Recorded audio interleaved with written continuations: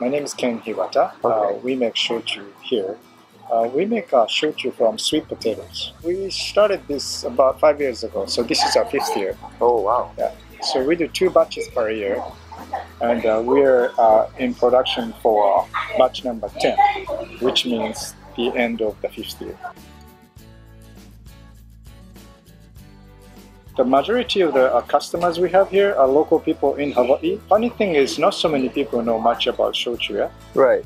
Yeah, so the first question people usually ask me is the difference between sake and shochu. Sake is brewed, similar to wine or beer. Shochu is distilled, similar to whiskey, vodka, gin, rum, that type of alcoholic beverages. So one is brewed, one is distilled. That's the main difference between sake and shochu. And sake is usually from rice. Yep. And shochu is usually potato or wheat. Actually, you can find a variety of shochu in Japan. Oh, okay. Shochu can be made from sweet potatoes that are made from rice, barley, buckwheat, sugarcane, even like a pumpkin and all kinds of stuff. Oh, wow. So just like a whiskey, yeah? Whiskey can be made from barley, wheat, rye, corn. It's kind of similar. I'm originally from Japan. I wanted to make shochu in Hawaii. To start whatever the business you want to do in Hawaii is a challenge. To start this, you have to have all kinds of permit and licensing and everything, right? Yeah. Because we're making alcohol. I became my master's apprentice in 2006, and the first drop of shochu came out in 2013. Wow. So it took 7-8 years. Wow. You from really start to first batch of shochu. Wow.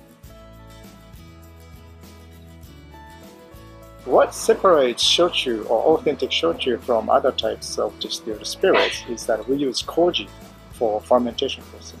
It is actually a mold. Koji. Yeah. So we use, even though you're not really familiar with koji, I'm sure you have been eating koji because we use koji for miso making, shoyu, mirin, katsuobushi, sake, all kinds of Japanese fermented food. So koji has influenced heavily on Japanese food culture. So let's say if you make distilled spirits from barley, that's usually a whiskey.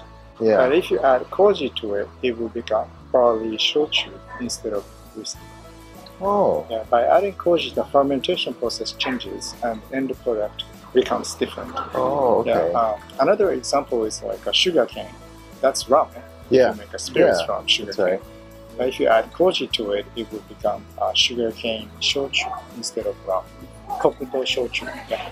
Oh. So koji makes authentic shochu or sake kind of unique because not so many people in the world use koji in order to produce alcoholic beverages. Some people ask what shochu is. Is it like a Japanese vodka or Japanese whiskey? But shochu is shochu. Right. Because to make vodka, no koji is present in it. So each distilled spirits has some uniqueness to it, yeah? It says koji rice, so the mold comes from the actual rice. Oh, that's a good question. The reason why it says koji rice is because koji is just a mold. So you have to let it grow onto something first, a medium. That grows onto rice, that's koji rice. If that grows onto barley, that would be koji barley. Mugi koji, no? If that grows into sweet potato, that would be imo koji. You can make it to soba koji, whatever you like. Just because we make sweet potato shochu, that doesn't mean we have to use sweet potato as a medium to grow koji onto it. So in our case, we make sweet potato shochu, but our koji is koji rice, and we use 18%. That's a recipe or formula. Yeah, so each shochu distillery has its own recipe or formula. That's why every single bottle tastes kind of different. So we use this rice to make koji rice. That's the first step, yeah. First we wash the rice, yeah, just like this. Then we steam the rice. This is the black type of koji. Yeah, in the shochu world, we use 3 types: black, white, and yellow. Yeah, each strain of koji influences the taste, flavor, aroma. In Japan, many people use koji, yeah, miso maker, shoyu maker, sake maker, mirin maker. So there are koji makers. They supply the starter to those people, and they have over 1,000 years of history. But it's a good mold, so when we are making koji rice, it smells kind of good, and of course it's already edible. These are the vats or clay pots we use for our fermentation process. There's an empty one over here. This is how deep they are. Wow. And my master, my sensei, gave us these vats. So they all came from Kagoshima, Japan.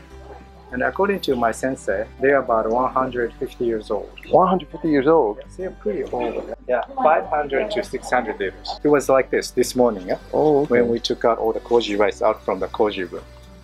So we dump all these trays of koji rice into one, all of it. Like this. We just did it this morning, so you can take a look. Oh yeah, I can smell it. This is the koji rice. Nothing is going on right now, because we just put the koji rice this morning.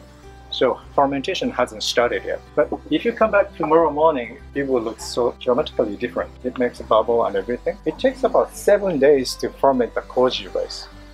We mix the koji rice with water and yeast. After 7 days, if you drink this, the taste is similar to sake because only rice is fermented. And the alcohol content is close to 10%.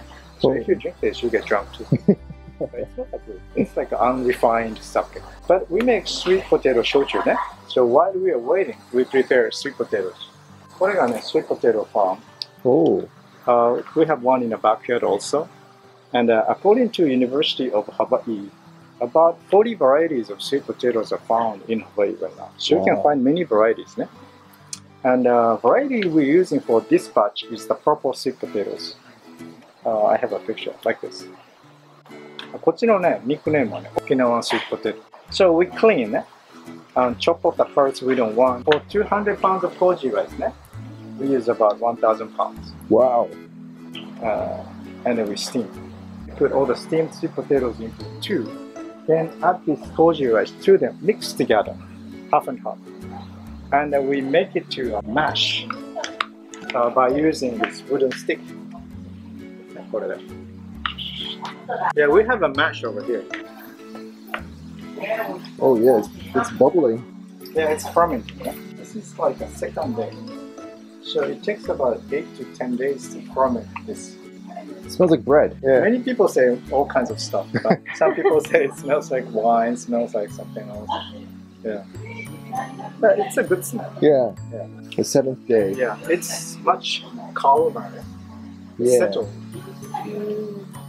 So this is almost ready for the next step, which is the distillation process. This is what we use for distillation process.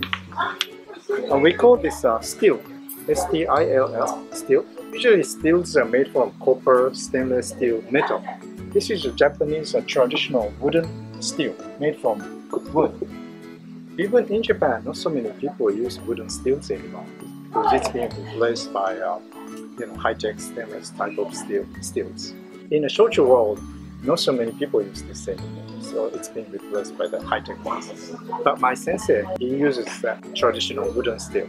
We transport 2 vats full of mash to here, and then we distill. Once the mash gets boiled, steam comes out and goes up there. But the top part is connected to the pipe and coming to this side. This side here, the pipe becomes like a coil, like that, but much bigger scale. The pipe comes out to here. And this tank is filled with cold water. So coil pipe thing is sitting in the cold water. So what happens is a steam created from the mash goes through the pipe. It gets cooled off. Once the steam gets cooled off, it gets back to liquid. That's the shochu. Kantan, you let it evaporate it and collect it by cooling.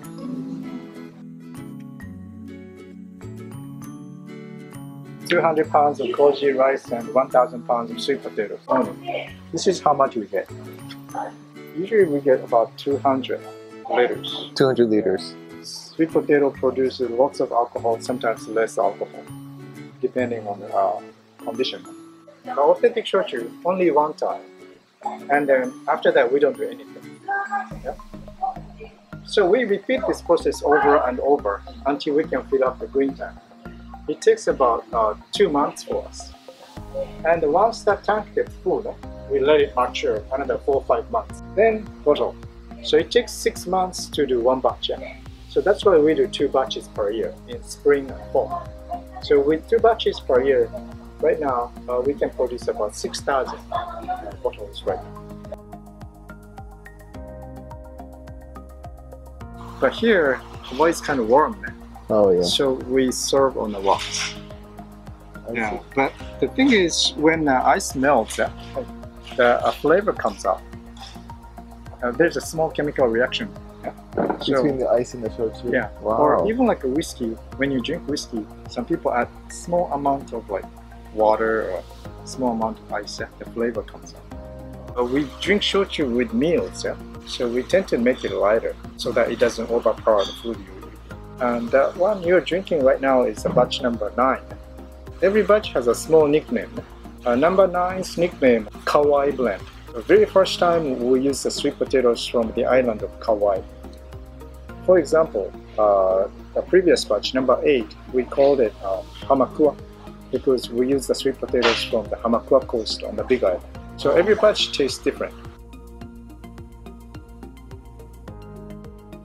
But maybe some customers, they collect people who come from the batch number 1. They always come back for the new batch. So those guys might have, but I don't have it personally. I drink it or sell it.